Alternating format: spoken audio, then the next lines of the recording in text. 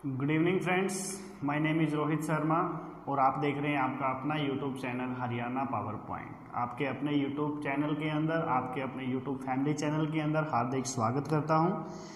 आज का हमारा कॉन्सेप्ट वेरी मोस्ट इम्पोर्टेंट है, काफ़ी स्मॉल कॉन्सेप्ट है and very most important concept है, जो हर एग्जाम में उस कॉन्सेप्ट में से एक क्वेश्चन आपको 100% मिलता है। तो इस कॉन्सेप्ट को आप सीखें, बिना देरी करते हुए स्टार्ट करते हैं हम। तो बेटा आज का हमारा कॉन्सेप्ट रहेगा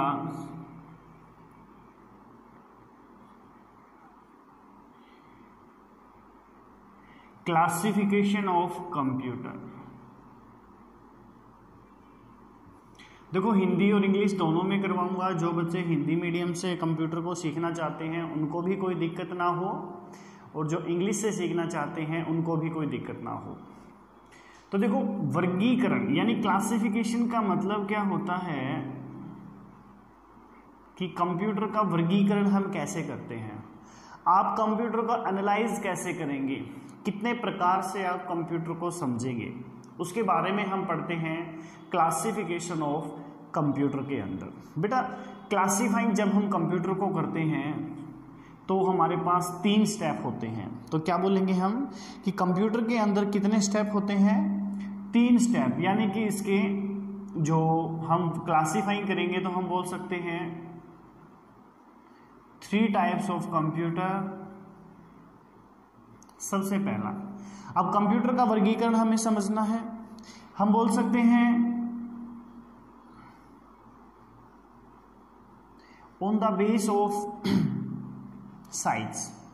एक कंप्यूटर को हम समझते हैं बेटा साइज के आधार पर, ठीक है, कि इसका आकार कितना बड़ा होगा, उसके बारे में हम कंप्यूटर में समझते हैं।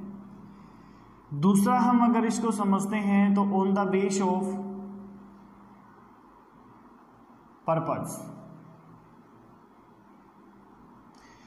कि on the base of purpose, भाई आप कंप्यूटर को किस पर्पज से यूज कर रहे हैं, वो भी एक वर्गीकरण के अकॉर्डिंग आता है।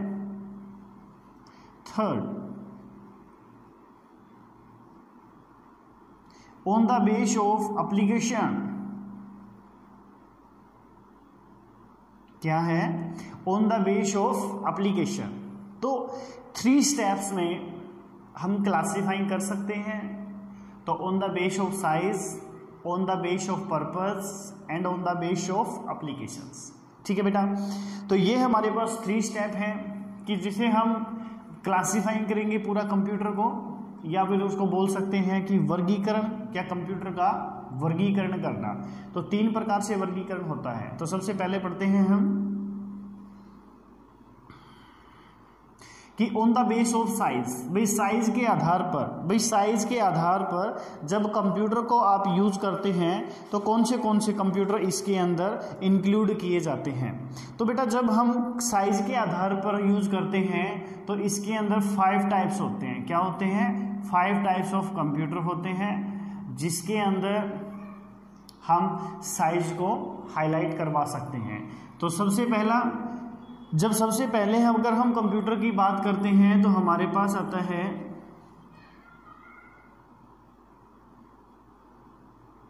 Micro computer. तो साइज के अंदर सबसे पहले माइक्रो कंप्यूटर की बात की जाती है। इसका विकास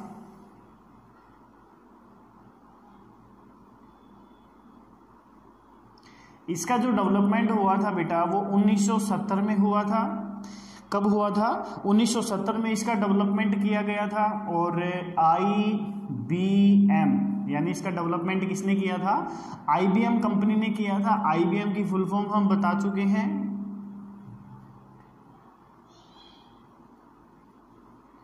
इंटरनेशनल बिजनेस मशीन। ठीक है, इंटरनेशनल बिजनेस मशीन जो है वो कंपनी का नेम है जिन्होंने माइक्रो कंप्यूटर का डेवलपमेंट किया। और इसका डेवलपमेंट कब हुआ था बेटा? 1970 के अंदर हुआ था। तो इसमें ज़्यादा डीपली थ्योरी नहीं पढ़ेंगे, हम पॉइंट टू पॉइंट बात करेंगे। अब बात आती है कि माइक्रो कंप्यूटर्स के अगर हम एग्जाम्पल की बात करें कि कौन से माइक्रो कंप्यूटर होते हैं, तो माइक्रो कंप्यूटर जैसे हम बोल सकते हैं लैपटॉप, लैपटॉप हमारे माइक्रो कंप्यूटर हैं। डेस्कटॉप भी हमारे माइक्रो कंप्यूटर के अंदर आते हैं।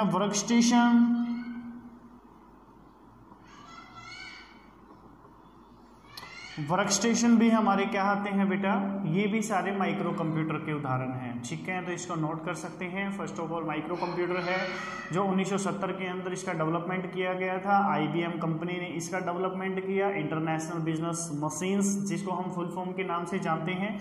And for example laptop, desktop and workstation. ठीक है बेटा, तो नोट करें इसको।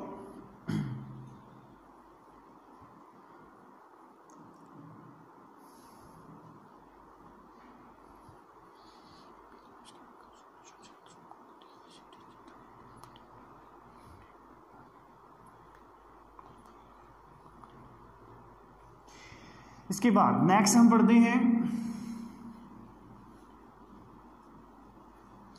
बेटा दूसरी जो हमारे पास कंपनी है, दूसरा जो कंप्यूटर रहेगा वो उसको बोलते हैं हम मिनी,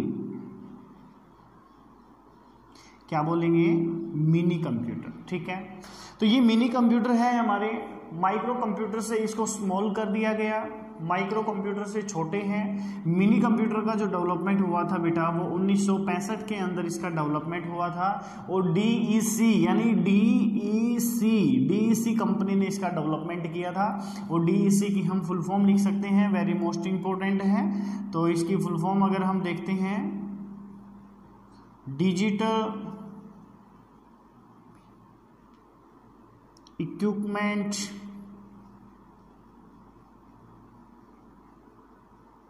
कॉरपोरेशन। ठीक है बेटा, तो डिजिटल इक्विपमेंट कॉरपोरेशन DEC के नाम से हम उसको पहचानेंगे, जिसको हम मिनी कंप्यूटर के नाम से जानते हैं। मिनी कंप्यूटर क्या है? मिनी कंप्यूटर एक मल्टी प्रोसेसिंग सिस्टम है। मिनी कंप्यूटर एक मल्टी प्रोसेसिंग सिस्टम है जो एक टाइम के अंदर 4 से 200 यूजर, क्या है, 4 से 200 यूजर एक साथ एक ही टाइम में वर्किंग कर सकते हैं। उसे हम क्या कहेंगे? मिनी कंप्यूटर कहेंगे। जैसे फॉर एग्जांपल, जैसे हम कंप्यूटर लैब देखते हैं तो कंप्यूटर लैब को एक नेटवर्किंग की सहायता से बना देते हैं। थिन क्लाइंट के माध्यम से एक कंप्यूटर लैब तैयार कर देते हैं, तो एक CPU में कनेक्टिविटी ज़्यादा कर देते हैं, दैट्स इज मिनी कंप्यूटर। तो उसके अंदर हम कितने 4 से 200 यूजरों को एक साथ चला सकते हैं, जिसकी कैपेबिलिटी है या किसी को कैपेसिटी है चलाने की। तो इसका जो विकास हुआ था कब हुआ था? 1965 के अंदर, जो DEC कंपनी ने किया था। DEC company means digital equipment corporation के नाम से बेटा हम इसको जानते हैं। तो अब हम इसके उदाहरण की बात करें, फॉर एग्जाम्पल की अगर हम बात करते हैं, एग्जाम्पल बेटा वेरी मोस्ट इंपॉर्टेंट। एग्जाम्पल को हम थोड़ा सा ध्यान से देखेंगे क्योंकि एग्जाम्पल के माध्यम से ही क्वेश्चंस पुट किए जाते हैं। तो जो मिनी कंप्यूटर हमारे पास आएंगे, मिनी कंप्यूटर के जो एग्जाम्पल हैं बोल सकते हैं क्रे 1, ठीक है,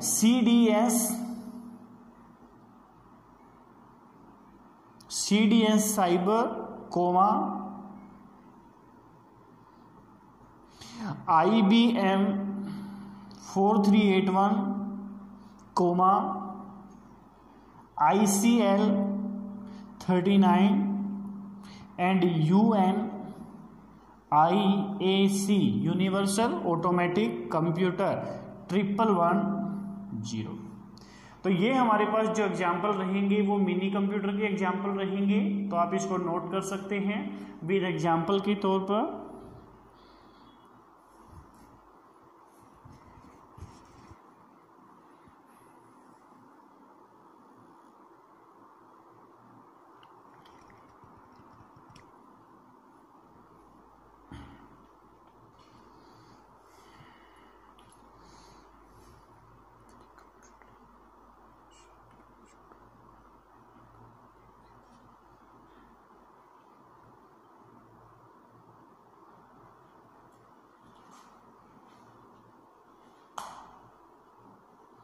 हाँ जी, नेक्स्ट चलते हैं।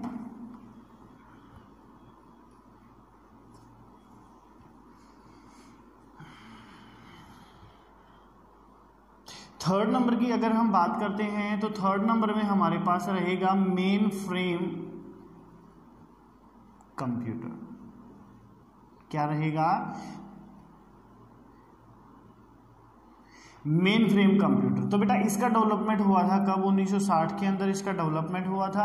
1960 में जब है इसका डेवलपमेंट हुआ था, तो 1960 के अंदर इसका डेवलपमेंट हुआ तो IBM कंपनी ने ही इसका डेवलपमेंट किया था, जिसको क्या बोलते हैं, पीछे वाले हमने पढ़ा था जो माइक्रो कंप्यूटर के अंदर हमने इसको पढ़ा था, बिजनेस इंटरनेशनल बिजनेस मशीन के नाम से हम जानते हैं, जिसको हम मेन फ्रेम कंप्यूटर के नाम से जानते हैं, जिसके अंदर कौन से 32 bit and 64 bit micro processor, तो इसके अंदर 32 bit and 64 bit micro processor जिसके अंदर डेवलप हुए थे। तो ये हमारे पास क्या रहेंगे, ये सारे के सारे मेन फ्रेम कंप्यूटर के उदाहरण रहेंगे। तो मेन कंप्यूटर में हम पढ़ सकते हैं, मेन के अंदर अगर हम एग्जाम्पल की अगर बात करते हैं तो एग्जाम्पल में हम देख सकते हैं, एक ही एग्जाम्पल देखते हैं जिसको हम जानते हैं किसके नाम से, HP 90,000 RISC के नाम से जान सकते हैं। ये हमारे पास 6000 रहेगा, ठीक है। तो ये कुछ एग्जाम्पल रहेंगे हमारे जो मेन फ्रेम कंप्यूटर के नाम से हम इसको जान सकते हैं। तो यहाँ पे वेरी मोस्ट इम्पोर्टेंट सेशन चलेगा जो 1960 के अंदर इसका डेवलपमेंट हुआ था और IBM कंपनी ने इसका डेवलपमेंट किया है, ठीक है बेटा। तो इसको आप एक बार नोट कर सकते हैं साथ साथ।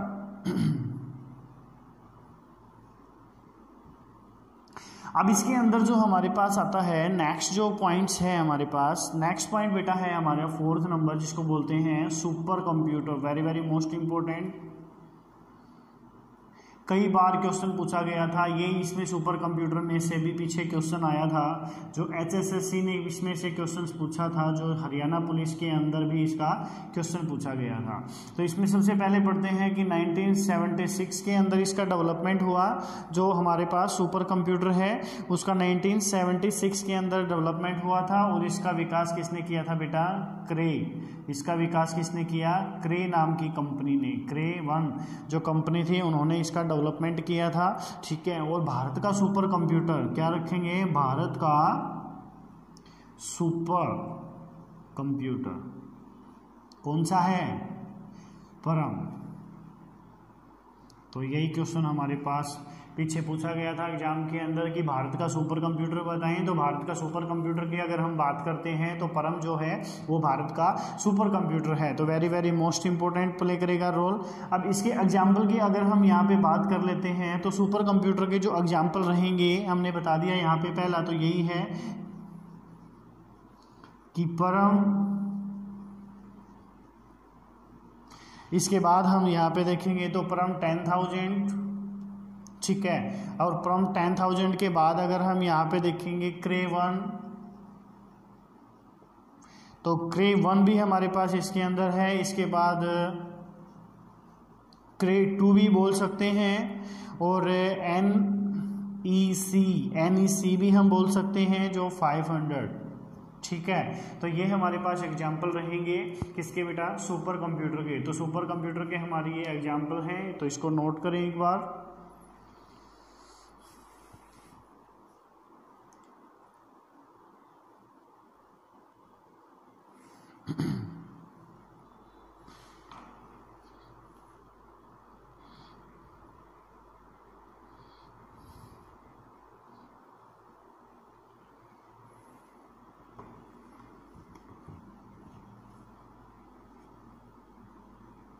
अब अगर हम यहाँ पे नेक्स्ट की बात करते हैं, हमने पहला पढ़ा on the base of size. On the base of size के हमने 4 टॉपिक पढ़े, वेरी मोस्ट इंपॉर्टेंट। सेकंड हम यहाँ पे पढ़ते हैं on the base of purpose. भाई कंप्यूटर को किस पर्पज से यूज किया जाता है बेटा, देखो यहाँ पे पर्पज सिर्फ 2 ही होते हैं, एक तो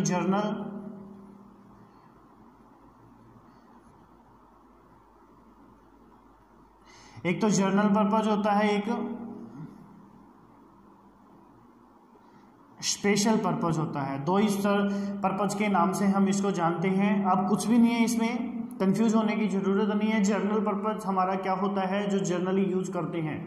अब जर्नल पर्पज़ जैसे हमें लेटर टाइप करना है, कोई डॉक्यूमेंटेशन तैयार करना है, ये हमारे क्या है, ये जर्नल पर्पज़ है। अब कंप्यूटर में कैसे यूज करें इसको, फॉर एग्जांपल हम MS वर्ड को यूज करते हैं तो वो एक जर्नल पर्पज़ के लिए यूज होता है। कोई स्पेसिफिक पॉइंट नहीं होता कि मैं अगर यूज करता हूँ तो नेक्स्ट पर्सन इसमें यूज नहीं कर सकता। अगर मैं MS वर्ड यूज करता हूँ तो MS वर्ड में अगर मैं डॉक्यूमेंट तैयार करता हूँ, फर्स्ट यूजर, देन मैं चले जाने के बाद नेक्स्ट यूज कर सकते हैं, देन सेकेंड यूजर।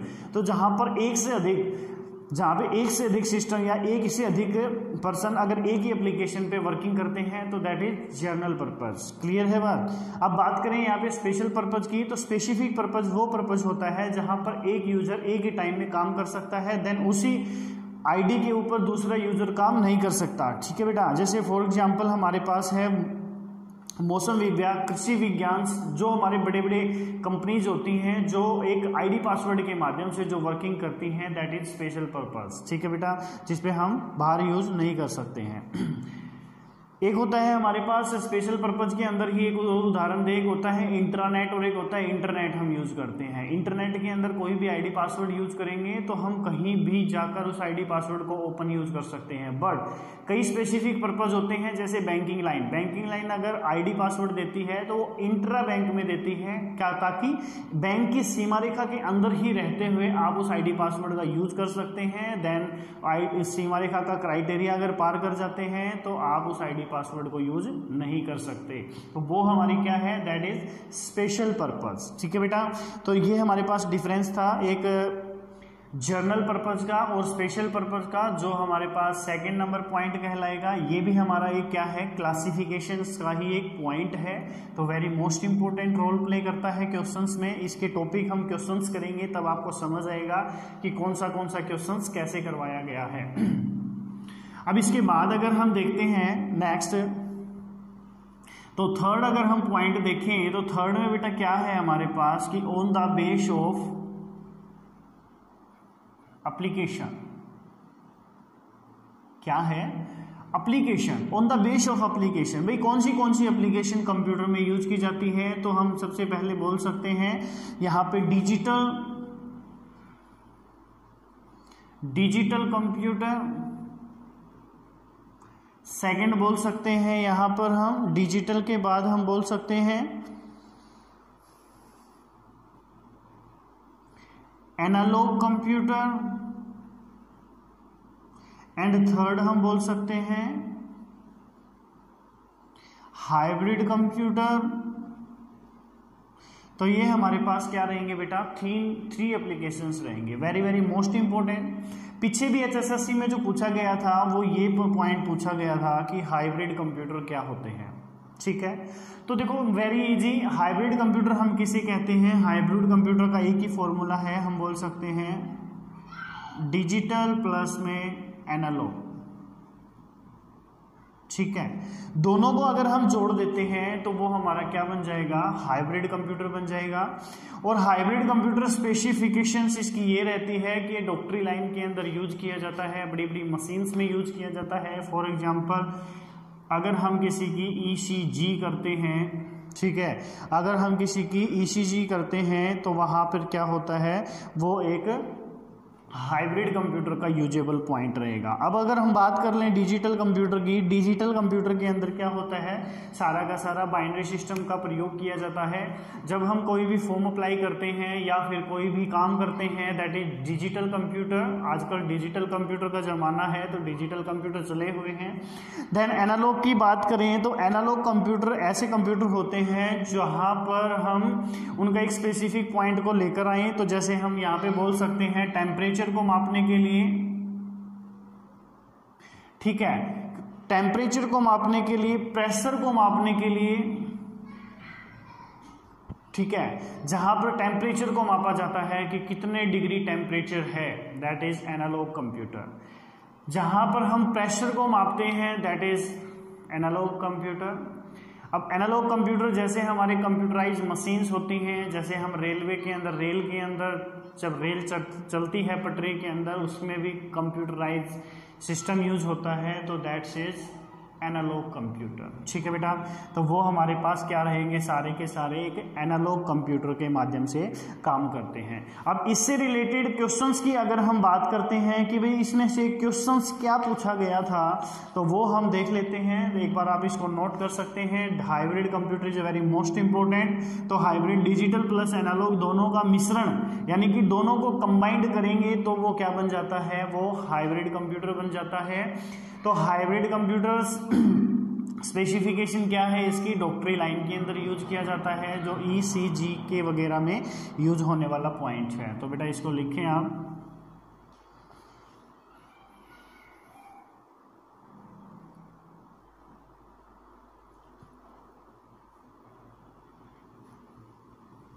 ये हमारे पास 3 पर्पस थे पीछे भी। इसमें से देखो वेरी वेरी शॉर्ट जिसको हम बोलते हैं, ये हमारा वेरी वेरी शॉर्ट कॉन्सेप्ट है classification of computer, but very very most important role play करता है एक कंपटीशन एग्जाम लेवल पे अगर हम बात करें तो। क्योंकि पीछे भी और जो पीछे एग्जाम हुए थे आप उठा कर देख सकते हैं, उसमें भी 2 क्वेश्चंस क्लासिफिकेशन ऑफ कंप्यूटर में से पूछा गया था। 2 क्वेश्चन की इंपॉर्टेंस बहुत होती है प्यारे बच्चों, क्योंकि एग्जाम क्रैक करवाने के लिए 2 क्वेश्चंस ही आपको मंजिल तक पहुंचा सकते हैं। तो क्वेश्चंस क्या थे हम देख लेते हैं। क्वेश्चंस हमारा सबसे पहले था कि भारत का पहला सुपर कंप्यूटर बताएं। क्या बताएंगे हम, भारत का पहला सुपर कंप्यूटर कौन सा था, पर हम बोल सकते हैं। अब ये हमारे पास किस में से हुआ, अब ये क्वेश्चन किस में से हुआ, on the base of size. 5 प्रकार हमने पढ़े थे ना कि on the base of size में से ये क्वेश्चन निकल कर आया। अब on the base of application का क्वेश्चन क्या था बेटा, कि हाइब्रिड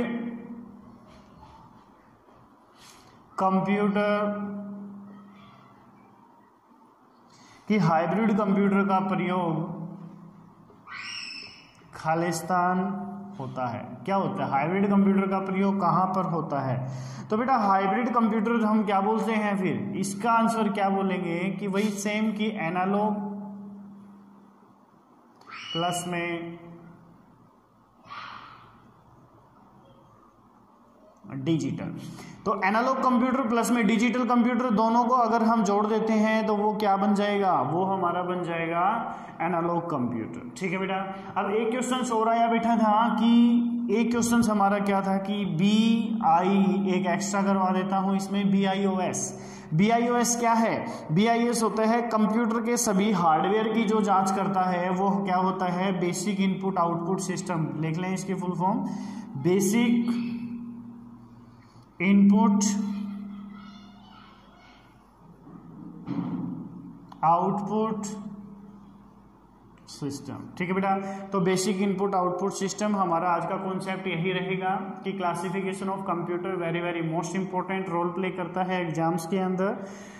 तो वीडियो को ज़्यादा से ज़्यादा शेयर करें, लाइक करें एंड सब्सक्राइब करें। आपके अपने यूट्यूब फैमिली चैनल में आप ज़्यादा से ज़्यादा बच्चों को जोड़ने की कोशिश करें। जितने ज़्यादा बच्चे आप जोड़ेंगे मैं आपको उतना ही अच्छा कंप्यूटर क्लियर करवा के रहूँगा। तो आप कृपया करके इस वीडियो को ज़्यादा से ज़्यादा सब्सक्राइब एंड शेयर करते रहें। Thank you very much.